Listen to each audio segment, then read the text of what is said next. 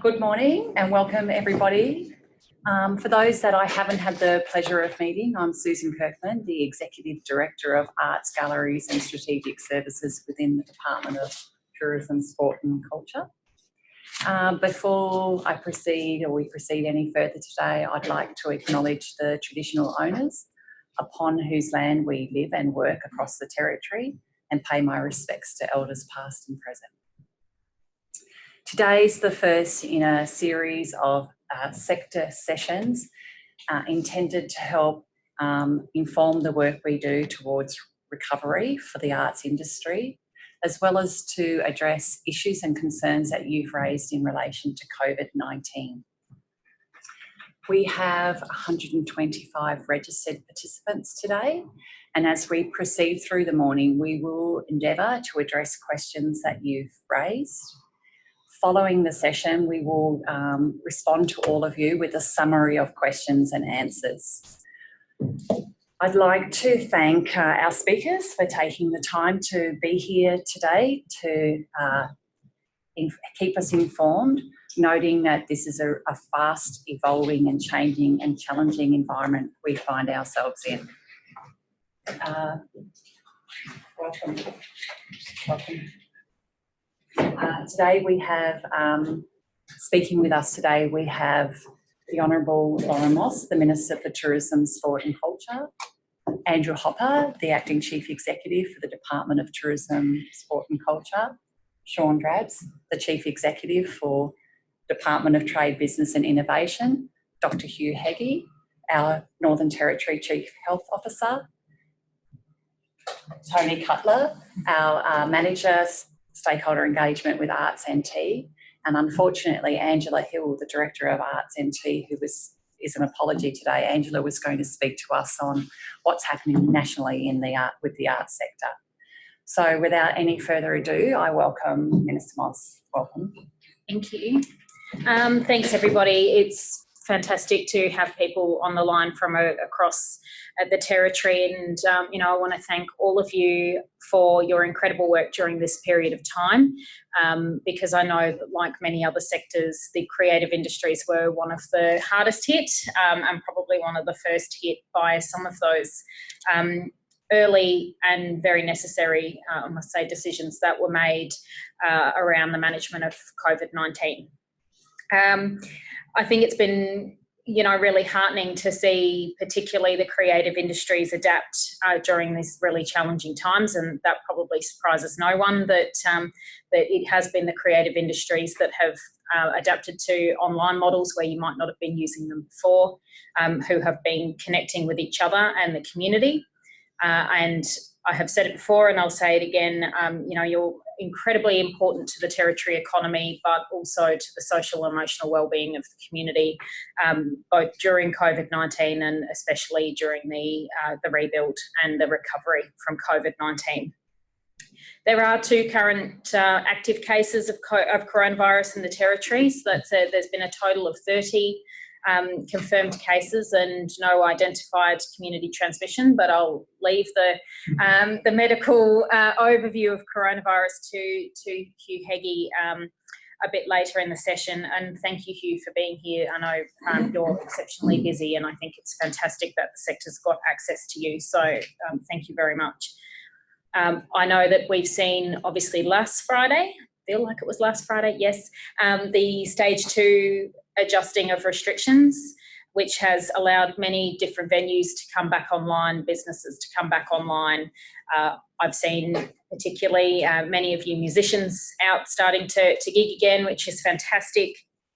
And we've seen things like switching the arts back on at NCCA in Parap last Friday. So I think everybody's firmly in the mindset of, how do we bring things back and what does that look like? Stage 3 commences on the 5th of June. Again, that will mean a new normal for many of you. It's the reopening of cinemas, nightclubs, other entertainment venues with approved configuration. And also we're looking to be on track around the lifting of biosecurity zones on that date as well, but that needs to be formalised by the federal government. So that will mean more movement around the territory, particularly as there'll be more access to some of those parks and reserves that are in biosecurity zones across the territory. People will be able to get out and visit art centres and, you know, all those sorts of things, and I think that's really positive. But again, I acknowledge that that means for art centres and communities, there's a huge amount of work in what that looks like and what communities are comfortable with and how we support you through that. There is no decision at this point in time around the lifting of interstate borders, so I can't give you a date on that today, but of course we'll continue to keep everybody informed. And probably the other things that I did want to mention is the creative industry strategy that I know many of you fed into will be launched on June 10th in Darwin. We'll be looking to also launch that in Central Australia. That will be distributed through Bite Size Arts, so you'll know when that's on. And I think that's a really important step forward in looking to the future as well. Susan and Andrew and Toni can probably speak more about the Creative Industries Immediate Response and Resilience Program, where that's all up to. But I did want to congratulate Rick Knight. He has been appointed the Channel NT producer. So congratulations to Rick. And probably finally, there is a National Arts Ministers meeting that will take place next week. I know a lot of the conversations that we have had have been around access of sole traders, sole practitioners to things like JobKeeper, for example, and we've certainly been making representations to the federal government about that. They have released their arts package with the $27 million. I think that's been largely welcomed, and the work that the Australia Council has done with the resources they have has also been largely welcomed. But we will, of course, be continuing to push for a bigger response from the federal government and feeding through whatever is relevant from today's session into that meeting as well. So if you do have questions and things come up throughout the session, please feel free to put them in the comment box. If we can't answer them today, we will certainly take them away and try and get those answers for you.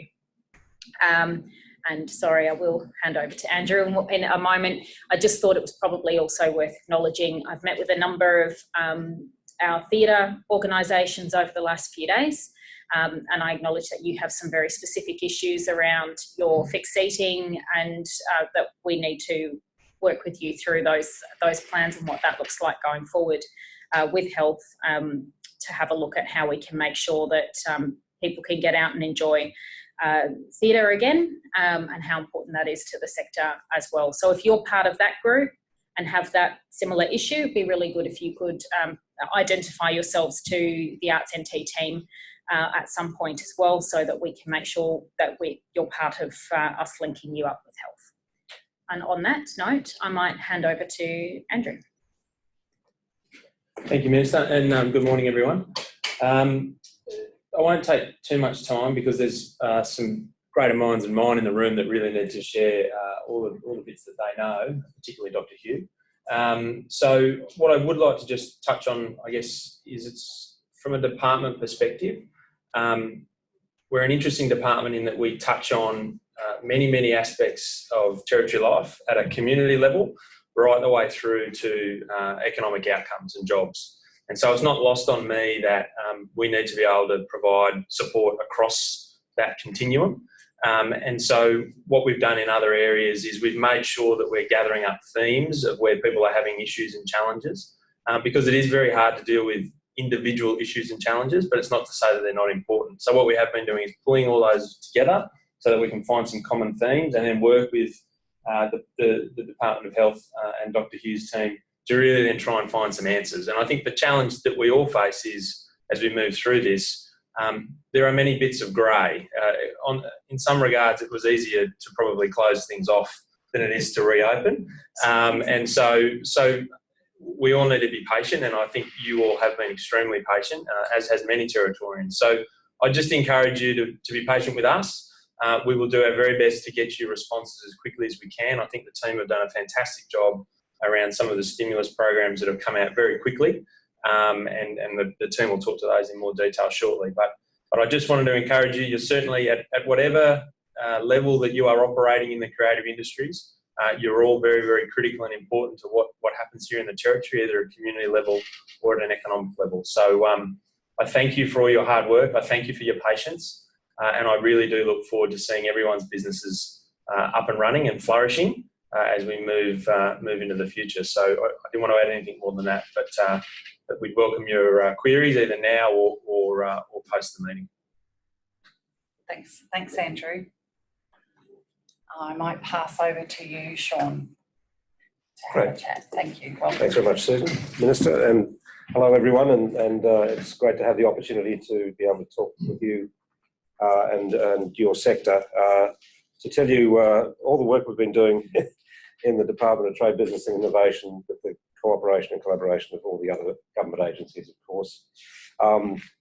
You'd be aware that the Chief Minister and Cabinet have been pursuing a strategy of the economic response to the the COVID-19 crisis of survive, adapt and rebound.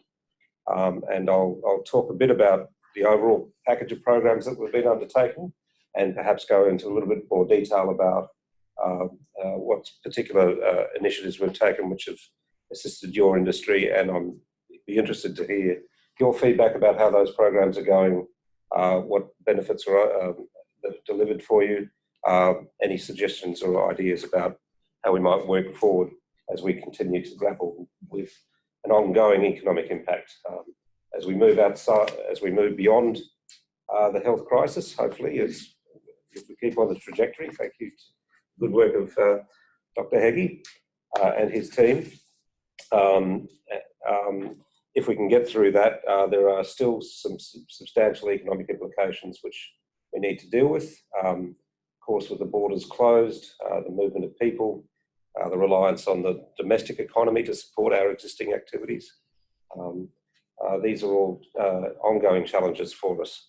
So in terms of survive, adapt and rebound, the first thing the government wanted to do was to ensure that there was support for those industries who were immediately impacted. So one of the first things we did was consciousness that the construction sector, for example, was having a great struggle and because of a flat economy for the last couple of years, and that this circumstance might make that even more difficult. So the stimulus programs were brought out to support the construction trade sector, and that was the Home Improvement Scheme, the Business Improvement Scheme, the Immediate Works Grants, and so those programs were stood up within the last 2 months, and I'll talk a bit about the statistics of what we've delivered under that. Then importantly, as the restrictions were imposed, I'm just trying to remember the date, it was late March. Some time ago. Yes, 12 long years ago.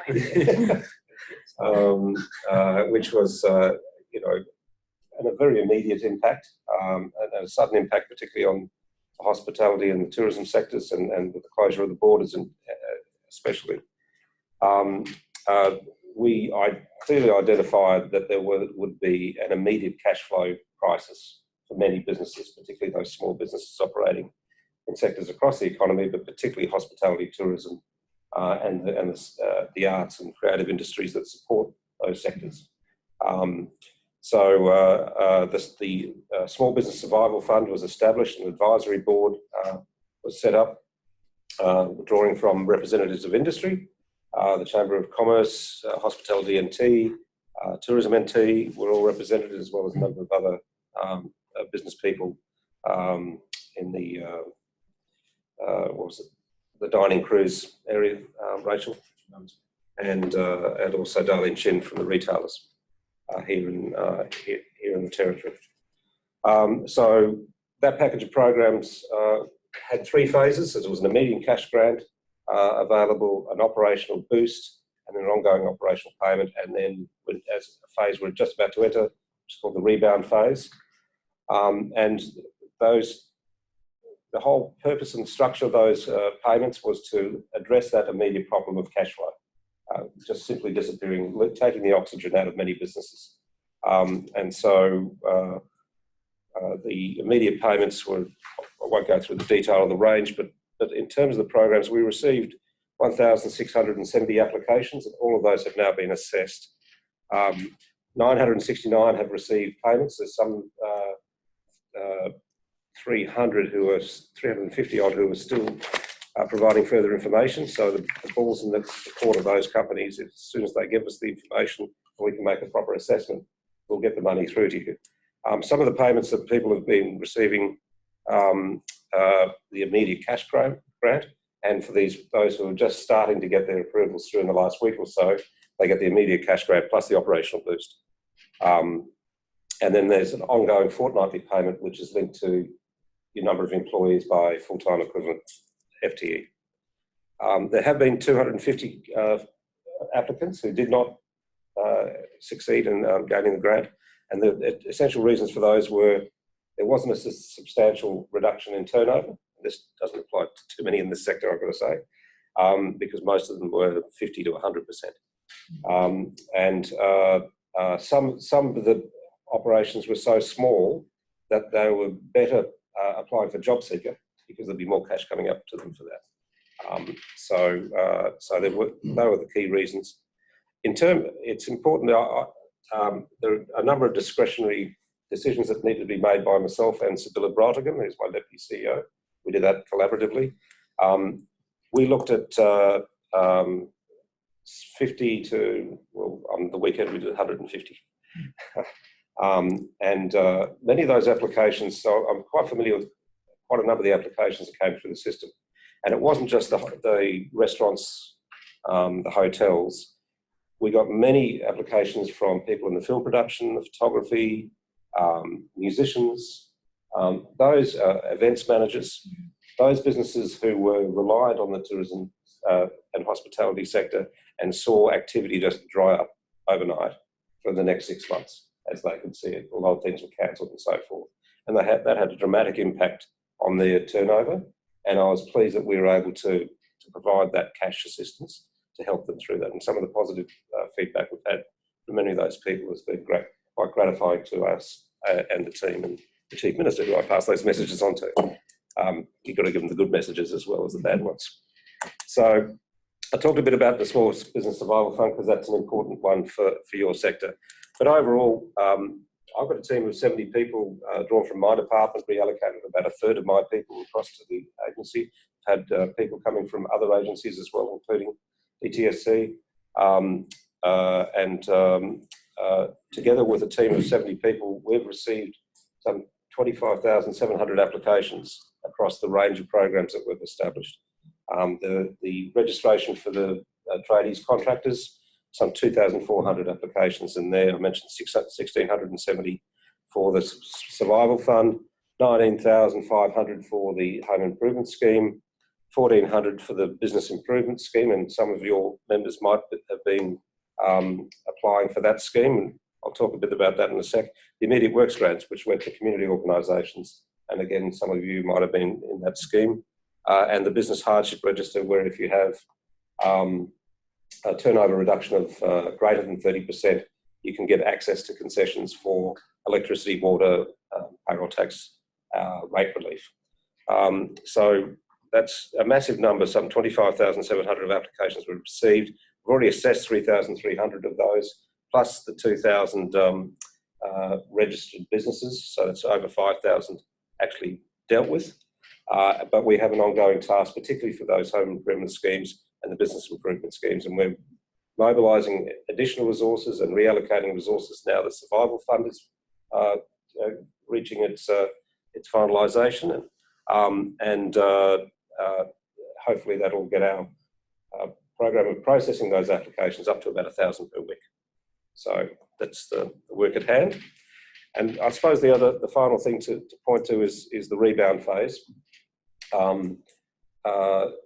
In terms of the Small Business Survival Fund, there's about $10 million left over of the $50 million allocated. And we'll be targeting those resources to proposals which deal with activities which help your businesses step back into the new normal. And whether it be setting up for alfresco dining or doing a business plan or marketing into the new market environment. But it has to be something which which we provide, which provides direct assistance to you getting back into business. Things like restocking and so forth, where you can get the cash flow back, that won't be applied. There'll be an upfront contribution if you're in the Small Business Survival Fund already, and there'll be a dollar for dollar matching contribution above that amount as well. So I won't say too much more than that. That's just in the process of being finalised at the moment. And of course, more broadly, the question is, what are we doing about the economy as a whole? And the government is actively working, as you may have heard, on developing a rebound strategy, which is very close to finalisation. And the establishment, as the Chief Minister indicated last week, of a Territory Economic Reconstruction Commission. So I think what that reflects is the fact that the economy, we don't just have to rebound from this impact, we actually have to rebuild and reconstruct to deal with the fact that we had a flat economy for two years before this crisis hit. The crisis hitting us made it even harder because our cash reserves were already quite low. We really need to step up and step out and have an ambitious and bold agenda to get the economic activity back to a high level of tempo and to ensure our prosperity and security as a community as a whole. So that's probably the summary of what we're doing, and I'm very happy to, thanks again for the opportunity to speak with you all today, and look forward to your questions. Thanks, Shaun. It's obviously been a huge effort in DTVI to process that volume of grants, and it's much appreciated. Thanks. Dr. Hugh Heggie.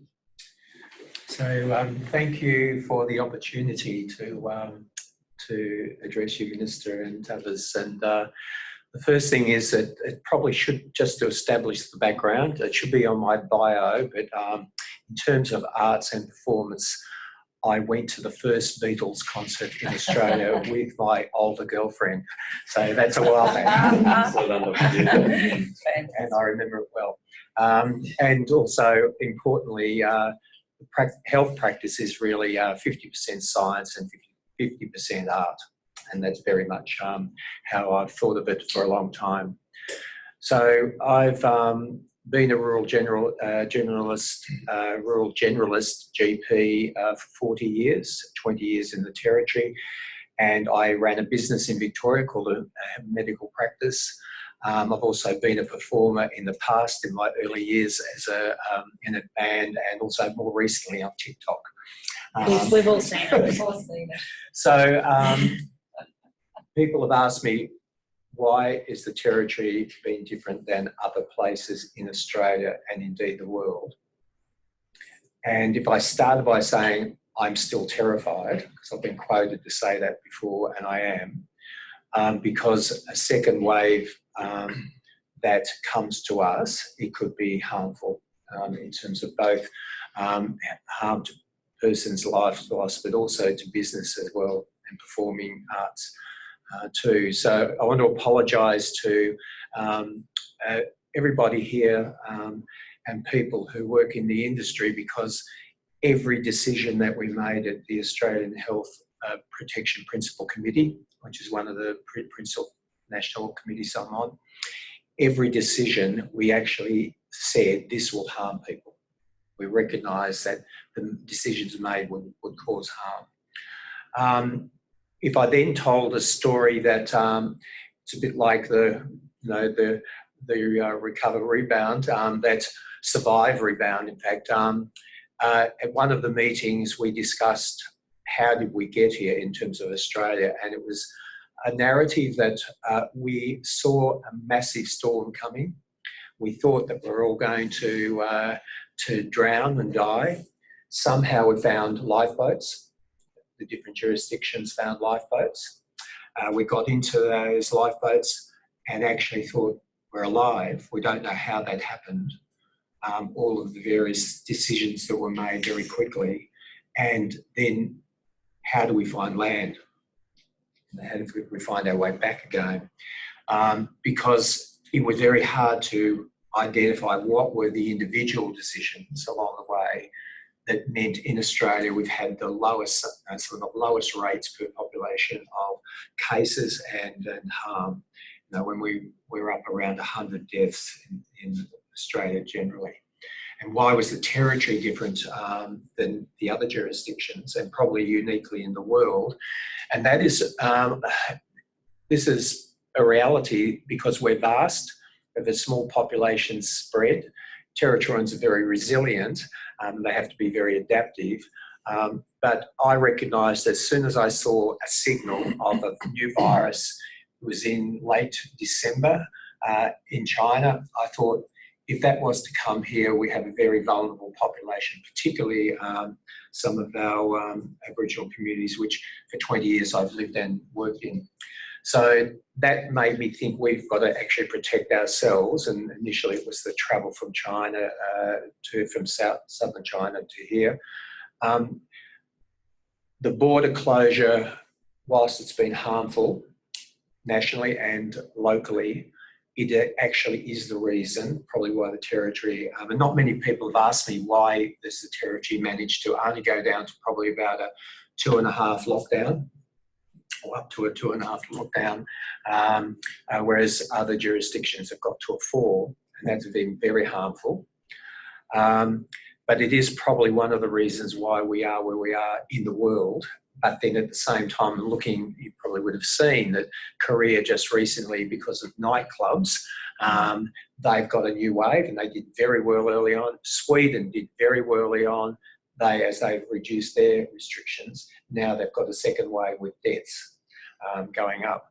So this is the reality, and I've been one to say adjust controls rather than remove restrictions, because we may need to, if we have community transmission, that's where we don't know where the cases are coming from, or we have an outbreak in the territory, it may be that a part of the territory, a suburb or a remote community, would have to actually be locked down for a period of days until some testing is done. And one of the reasons why Australia also needed some time to prepare was to get what we saw as the intensive care capability.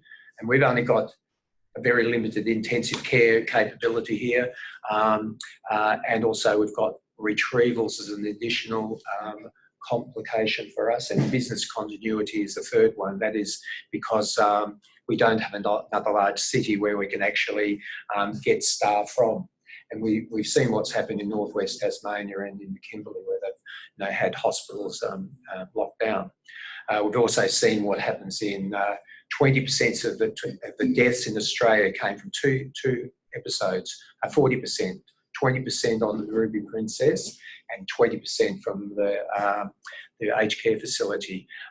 That's 40% of deaths in Australia, and we've learned and gathered evidence along the way. So the current evidence, and I'll speak to principles, whereas our AHPPC meetings early on, we talked about principles, and very quickly National Cabinet said, no, we want numbers. Tell us how many numbers. Well, that's where other jurisdictions are now struggling with how they define that. And how do you define 20 people in one of our large premises called the Sailing Club when they can seat 300? And they're doing that across the whole of the other jurisdictions, not just in the capital cities. So the principles based now on the current evidence and science is that if you are further than 1.5 metres away from somebody, particularly if you're facing them, that lessens the risk, because the droplets, and sorry if you've all heard this before, the droplets will fall to the ground in about 10 seconds. This is important when it's about configuration of functions and premises and audiences. If you are facing somebody, and those droplets will fall to the ground of the floor within about 10 seconds. So clearly, if you are more than about half a metre to a metre away, that then mitigates the risk. If you are postured away from somebody, that reduces the risk as well. Or there's barriers like a perspex screen, or indeed a high-backed seat on an aeroplane. There's also that the evidence is that most of the transmissions around the world have occurred in small groups, particularly in families, and in workplaces, tea rooms. We've seen that in Victoria most recently, in weddings, birthday parties. I don't know about any funerals, but certainly lunches and such. So they've been the main ways that it's been transmitted, probably because people are maybe hugging closely together. The Qantas staff that were affected, that happened because when they went to South America, they didn't follow the principles and they went out close together and had a drink and did selfies. So they didn't actually transmit it on the plane, fortunate, or acquire it on the plane. So that's the first principle. It's about the droplets, and that if you are in contact with somebody less than 15 minutes, that also reduces the risk. Or where you don't have repeated contacts with a person who possibly could be infectious. So that's important, because otherwise you've got people who are walking down a supermarket aisle or an aisle in a venue who go past one another less than 1.5, and they might even stop and say hello, as long as they don't perhaps give them a hug. That reduces the risk. So the 15 minutes is an important principle. The third one is the hand hygiene that we all must practice wherever we go. And I guess I always talked about the personal and collective responsibility, the social responsibility, and businesses and venues will have a responsibility, but so do the patrons. And this is why I am terrified, because as we now talk about stage 3, you start talking about nightclubs, where yes, 1.5 metres, and for those on the video, that was converted into 4 square metres with Professor Brendan Murphy dancing in front of National Cabinet. Try and demonstrate 1.5 metres equates to around about 4 square metres. The 4 square metres was an adaptation of that for the purposes of particularly indoor settings, where you could prescribe, how many people can you have in a particular venue. There's the last one, but there's one more after that, was do not go out, stay at home if you're unwell, even if you are mildly unwell. And there needs to be an absolute media campaign ongoing about this, because some of the symptoms were as simple as a blocked nose or a loss of sense of smell that led to that the aged care facility. It's now led to about 20 or so deaths, 30 deaths. So the one that's now, and I was one to try and educate a society to bring about some behavioural change. We don't have any code here. It's about what if we do, for people to understand what would you do, what would you have to do individually and venues and the society generally. And that is, if you stick to your networks, your bubbles of people you work with or you live with or you socialise a lot with, then that will actually also mitigate the risk, because it's actually when you actually have a broad mixing with a lot of other people in a venue or elsewhere. So really they're the principles, whereas unfortunately my colleagues are going 10 plus 10 equals 20 plus 100 or 50 or whatever the number is. And that's really harsh on hospitality, particularly performing arts, some of the other venues such as gyms and such too. But I know that we can do it. The question is, if we get any COVID here, then we will have to have a response to that, which could mean some winding back in some locations. So that's probably enough. That's great, thank you. Hugh, do you mind if we just touch on just the question that's come through around live performance and rehearsals, where work might require people to have physical contact with one another, and how you see maybe live performance and rehearsal? Yes, having been the father of and grandfather of a number of ballet dancers in my life, I thought about this, that in terms of the performers, if you use the principles, right, performers don't go to work if they're unwell. If you actually have proximity to one another that is at times closer than 1.5, right, then that would be okay, as long as, and that's assuming there was a person with COVID in that group. It would be performances that where people would be spaced potentially if it's a static performance, like musical performance. So if you look at the guidelines for hospitality, most of these guidelines apply very appropriately to many of the venues and the performing arts. What the evidence is that outdoors is safer than indoors. We have the opportunity in the Northern Territory this time of the year to do a lot of outdoor performances. And if I could just touch on biosecurity, that's a decision, I guess, for the Chief Minister. It's a national decision, but in terms of the actual what happens in the jurisdiction, the Chief Minister can alter that. That may have a bearing on certainly the need to open those biosecurity areas up, because Aboriginal people are doing it tough in terms of accessing services. But the communities themselves, they may have a view whether or not they actually want to welcome people back into those communities. And I'm one who've always strongly felt that that's a decision by the community and the traditional owners of that community. So when it comes to the venue, I think it's about how many people can be accommodated in the venue. If it's a seated venue, yes, you can use a checkerboard approach to, like they are suggesting in cinemas. That diminishes, of course, the number of people who can attend. But if it's a venue that where the seating can be spread out because it hasn't got fixed infrastructure, then that could be achieved. I've often thought that the various arts festivals, they could be done. They're outdoors, and you can have, rather than a very large gathering, you could have a number of small gatherings. But when the golfers hated me, and they did, with lots of hate mail, and the Pilates, no one here belongs to that, but anyway, it's all stopped now.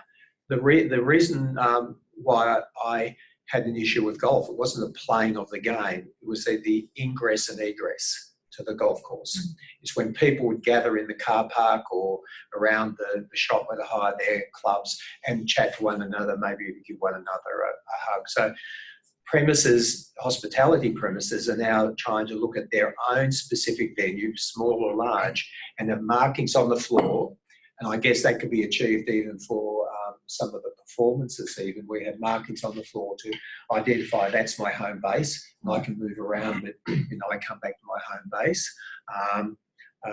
There's opportunities to use even tools to assist in performances, like have a hula hoop that you dance in, or a circle painted on the floor or on the grass that you can do your dancing in, given that I need a lot of space when I dance. I think it's about being innovative, but trying to maintain those principles. So I guess if you looked at the guidelines for hospitality, many of them apply or can be translated into that for a whole variety of art venues and arts activities. Yeah. Like workflow, flow of people rather, is important. You can create that, in and outdoors, rather than people crossing one another. It's very important from a WorkSafe perspective that we protect our employees and educate them about hand hygiene and distancing, and please do not come to work if you're unwell.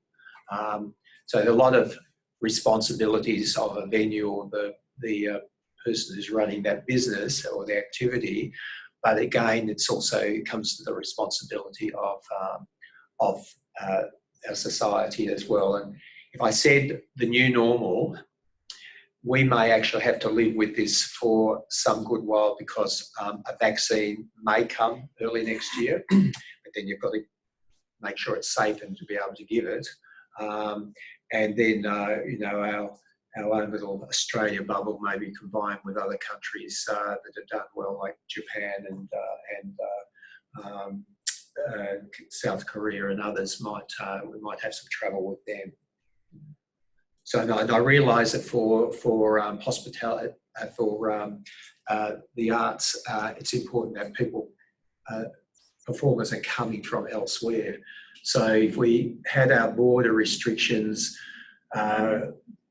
removed somewhere around about September, it could happen early. If we see not the disappearance of cases in other jurisdictions, but rather the very low cases and community transmission, then we'd be able to manage that potentially, given that now we've got a lot of testing capability as well. So instead of the quarantining, which is a bit of a challenge for people coming elsewhere. Yeah, that's great. So what we might endeavour to do is get those hospitality guidelines promulgated out through the sector as well for people. They're available on the website. Yeah. But a lot of them are very translatable, because I went with principles. Yes. Mind you, we've had some venues that did overcrowd last Friday night, and they were given a warning, and the patrons were given a warning. And that's important to give that message, even though people say, well, we haven't got any here, but what if we have? Yeah, and we acknowledge there's going to be a lot of very different circumstances, or, everybody's set of circumstances, business venues, slightly different from the next. So as Andrew said earlier, if you want to continue to feed those questions through, we'll work with Hugh's team around looking at those hospitality guidelines, shaping them, having a look at what themes are coming through, because, some of the things that are coming through on the sort of chat and have been coming through our conversations have been relatively similar. And as Susan said earlier, we'll keep these webinars up as well. So when we get the information, we can feed that back to you. But I did want to take the opportunity just to thank you, Dr. Hugh, because, I think everybody acknowledges it's been a huge amount of information to get through, particularly in the early weeks. Yes. It was very difficult for people, and I can only imagine what that's been like for you and your team, and you've done an amazing job. We didn't have a meeting, Minister, on Good Friday. That's a national meeting. That's good.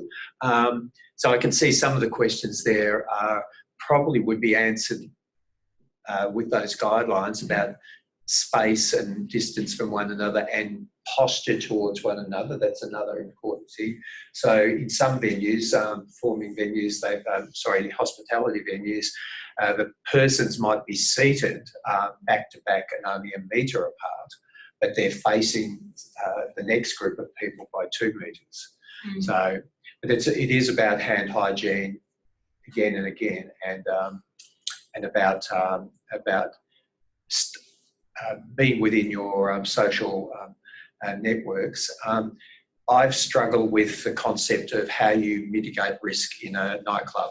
I really have, and if it's indoors, because if you look at the directions that I publish, there's things you must do, the things that you should do, and the things that you could do. Now, the must is the rule, and I've tried to keep the must to a minimum, because otherwise we've got to go back to how many people can you have in each and every venue, and there are going to be businesses and activities that are not viable just to have 10 people.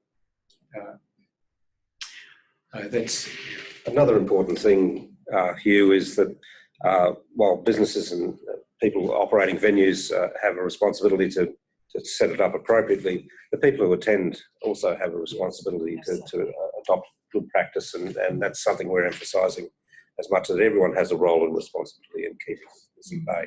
And in hospitality, many of the venues, if you've been around various parts of the territory, you will see people actually being given a statement of commitment, or they have a statement of commitment on the premises to say, this is what the patrons will do, and if you are instructed to stay apart, then please do that, because I wanted the approach to be an educative and proportionate one, not one that just goes straight to a penalty, because we're trying to bring about societal change, behaviour change.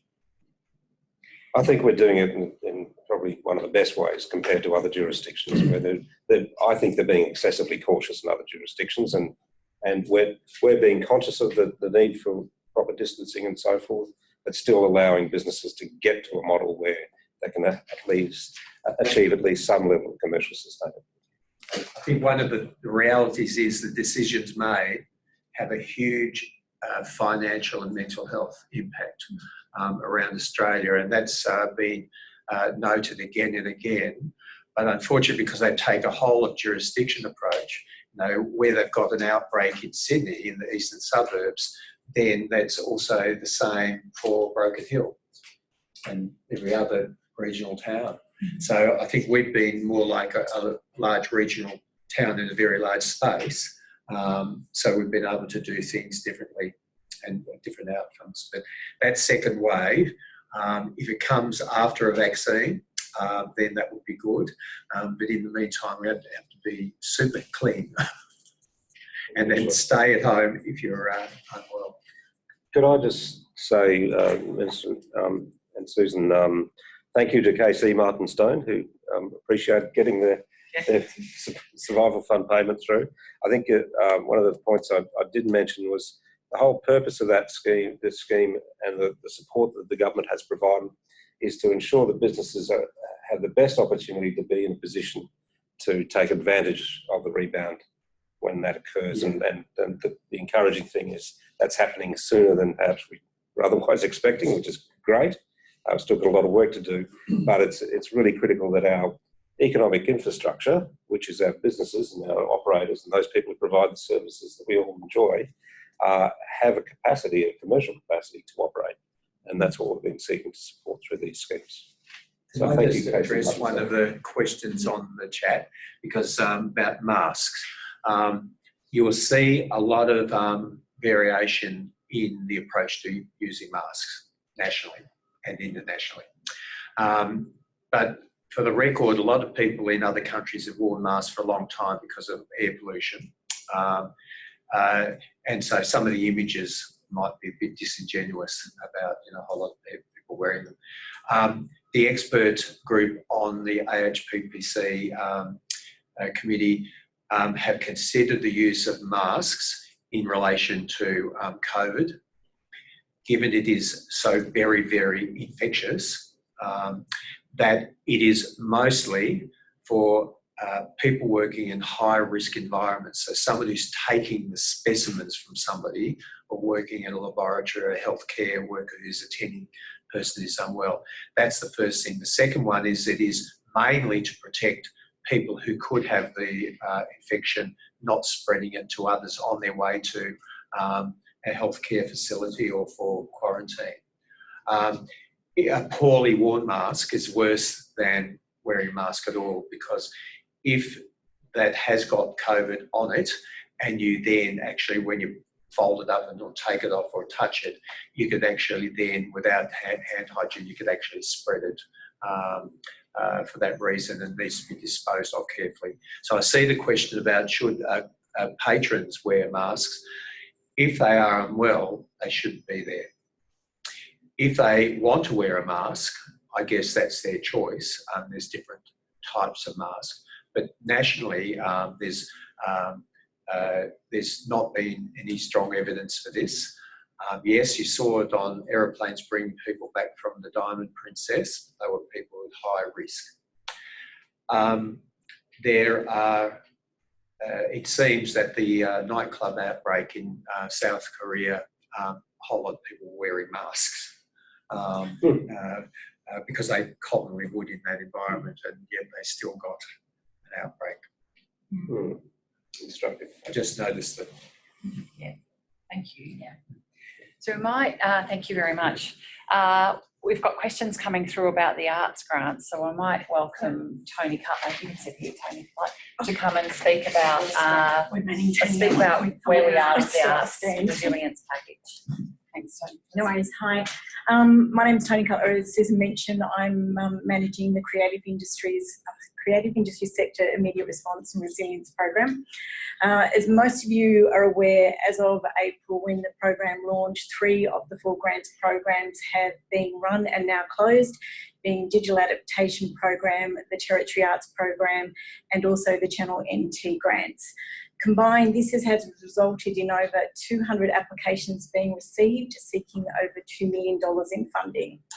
Given the volume, we do acknowledge that it has impacted our timelines, so thank you very much for your patience to date.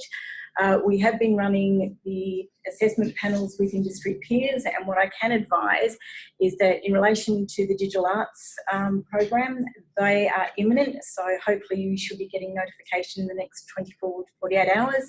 Territory arts projects, all going well, that should be next week. And as the Minister has mentioned, with the appointment of Rick Knight as the virtual territory producer, he will be involved in the assessment panel that will probably take place on Friday. So these things are moving very quickly.